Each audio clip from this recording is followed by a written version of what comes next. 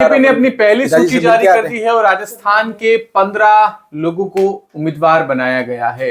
यहाँ पर यानी उदयपुर में मन्नालाल रावत जो वर्तमान में आरटीओ में पदस्थापित थे, उन्हें मौका मिला है। रावत साहब, आपको मौका मिला है, पहले आपने सरकारी अफसर के तौर पर उदयपुर संभाग में अपनी सेवाएं दी हैं, उदयपुर आरटीओ आप रहे, इसके अलावा अभी आप जयपुर में पदस्थापित है। कैसा लग रहा है और क्या कुछ पहले से प्लानिंग थी?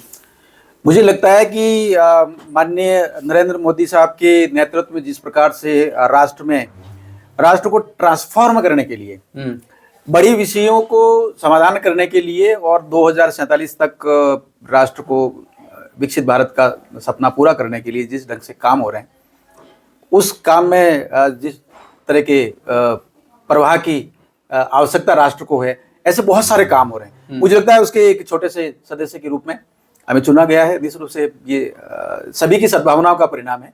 हमें कार्यकर्ता के भाव से ही इसमें अभी तक काम करते रहे, उसी रूप से करते रहेंगे। मुझे लगता है देश के सबसे बड़े सदन में जाने के लिए पार्टी ने आपको चुना है, मगर सबसे बड़ी चुनौती ये होगी कि पार्टी के अंदर ही एक बात होगी कि साहब सरकारी सेवा से एक व्यक्ति को लाया गया है, एक सामान्य कार्यकर्ता को मौका मिलता तो ज्यादा बेहतर होता। इस तरह के जब सवाल होंगे, क्या कुछ कहना चाहते हैं कार्यकर्ताओं को, पदाधिकारियों को, कैसे बताएंगे आप? मुझे लगता है कि हर एक संगठन, कोई भी राजनीतिक दल हो, सामाजिक संगठन हो, एक परिवार हो, उसमें सभी अलग अलग अनुभव रखने वाले सदस्य होते हैं और सभी के अपने अपनी महत्वता भी होती है।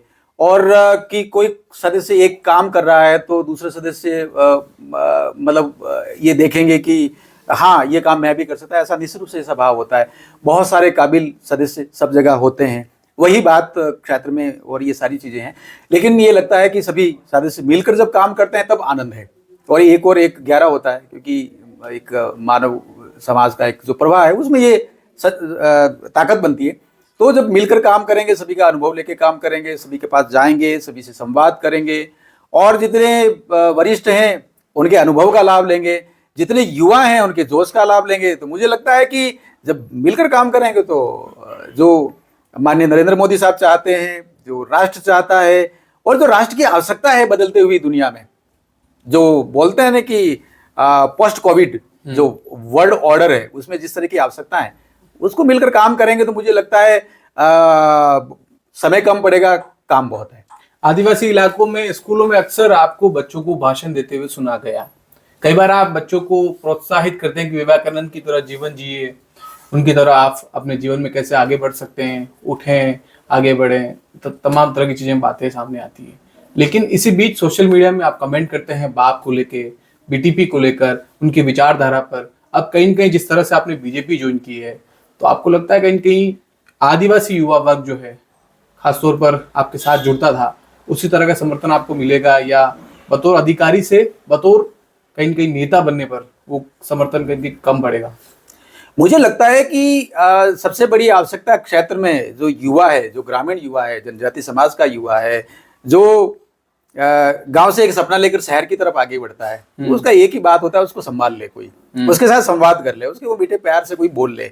हाँ, उसकी कुछ छोटी छोटी समस्याएं हैं, उसके समाधान की तरफ यदि संकेत कर ले, संकेत करना पर्याप्त बनता है कई बार।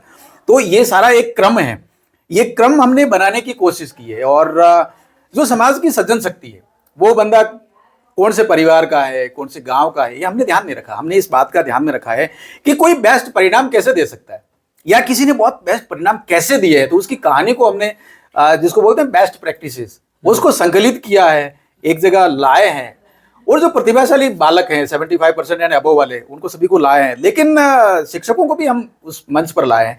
तो शिक्षकों में इस बात का ध्यान रखा है कि शिक्षक का ना कोई कुनबा होता है, ना कोई वंश होता है, ना कोई जाति होता है। शिक्षक शिक्षक होता है। शिक्षक में वो ताकत होती है कि वो परिवर्तन बहुत व्यापक स्तर पर ला सकता है, बहुत तेजी से ला सकता है और वो निष्पक्ष भाव से देखता है।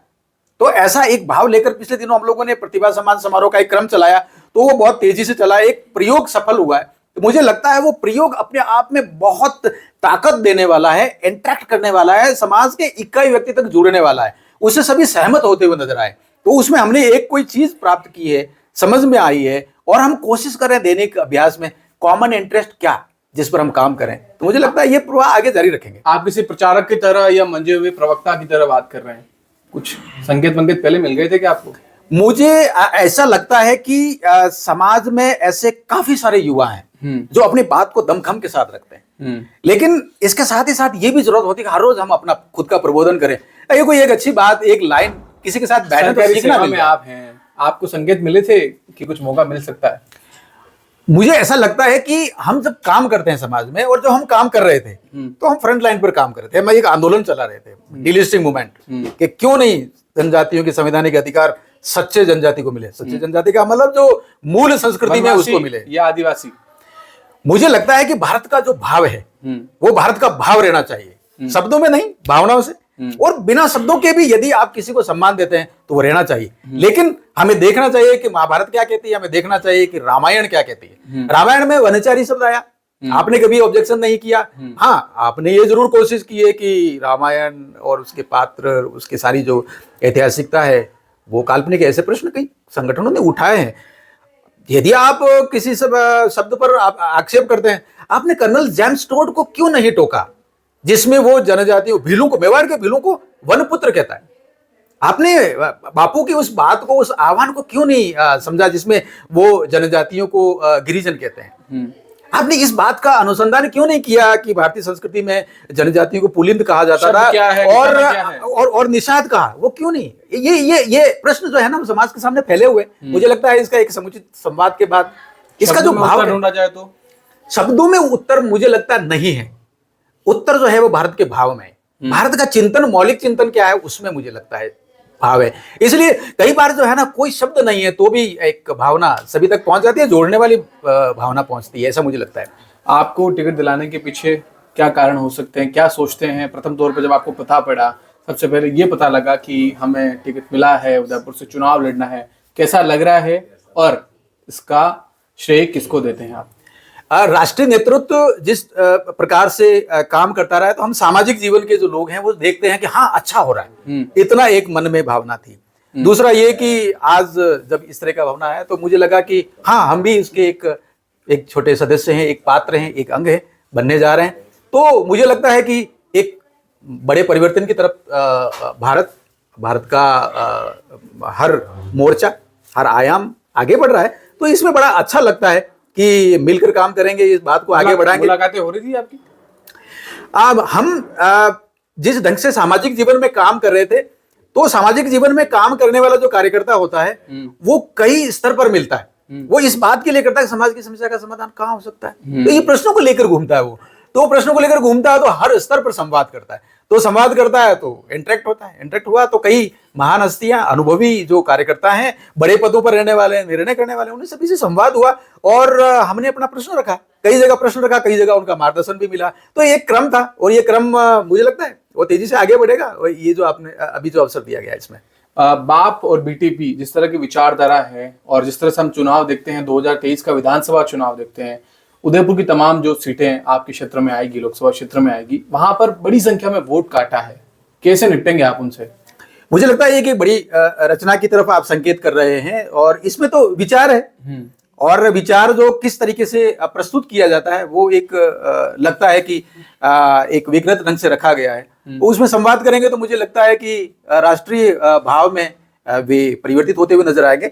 बाकी पूरी रचना है और आपने देखा होगा इसमें बहुत ज्यादा चिंतन और बहुत ज्यादा उसकी आवश्यकता नहीं। गुजरात में वो लोग, मुझे लगता है गुजरात में वो 16 जगह लड़े थे और 13 जगह उनको नोटा से भी कम वोट मिला था, इस बात की जानकारी है, ये तथ्य है। तो मुझे लगता है कि गुजरात तो बिल्कुल पास में है, क्यों नहीं यहाँ पर भी। राम मंदिर, इन तमाम चीजों का फर्क पड़ेगा आदिवासी इलाकों में? मुझे लगता है कि जनजाति जो अंचल है वो पूरी तरीके से जो भारत का जो आध्यात्मिक चिंतन है, परंपरागत ज्ञान परंपरा है, वो बहुत सुदृढ़ ढंग से रही है। मैं पिछले दिनों मेरे एक मार्गदर्शक उनके साथ बैठा था, तो उन्होंने एक चलते हुए एक लाइन कही, जो नात नो नहीं वो जात नो नहीं, जो प्रभु का नहीं है वो जो किसी भी सामाजिक व्यक्ति के काम का नहीं है। तो इससे बड़ी शिक्षा क्या होगी? शब्द अलग हो सकते हैं लेकिन राष्ट्रीय भाव तो जनजातीय अंचल में हर एक व्यक्ति, ना केवल जनजातीय अंचल, भारत के कण कण में, भारत के गांव गांव में ये चिंतन है। हाँ, साथ में बैठ के संवेदना के साथ, भावना के साथ, प्रेम के साथ बात करेंगे तो ये बात निकल कर आ जाती और जब धरातल पर आएगी तो समस्याएं निपटती हुई नजर आती है। संक्षेप में अगर मैं पूछूं कि उदयपुर की क्या कुछ 3 प्राथमिकताएं आपके दिमाग में है कि उदयपुर को लेकर आप ये 3 प्राथमिकताओं को लेकर पहले काम करना चाहेंगे? मुझे लगता है कि एक तो पर्यटन के लेकर जो ये अपने आप में वैश्विक स्तर पर मेवाड़ का एक निकल कर आया, एक पहचान निकल कर आई है, इसको तेजी से कैसे आगे बढ़ाएं, ये अपने आप में बहुत कीमती है। इसके अलावा जनजाति समाज में युवाओं के कुछ प्रश्न हैं, उन प्रश्नों को लेकर किस तरीके से संवाद, और संवाद के साथ में कुछ योजनाएं, हो सकता है कुछ बड़ी रचनाएं, नई रचनाएं, मॉडिफिकेशन हो, उसके साथ बढ़ेंगे। इसके साथ ही साथ जो नई शिक्षा नीति जिसको बोलते हैं राष्ट्रीय शिक्षा नीति, उसको लेकर काफी कुछ काम करने की संभावना बनती है। तो मुझे लगता है इस दिशा में काम करेंगे तो बहुत काम है। तो ये थे हमारे साथ उदयपुर सीट से भाजपा के प्रत्याशी बनाए गए मन्नालाल रावत, जो उदयपुर के आरटीओ रह चुके हैं और फिलहाल जयपुर में अपनी सेवाएं दे रहे हैं। आज पार्टी ने उन्हें मौका दिया है, टिकट मिला है और इसके बाद एक मंजे हुए प्रवक्ता की तरह वो बोल नजर आ रहे हैं। सतीश शर्मा, राजस्थान तक, उदयपुर।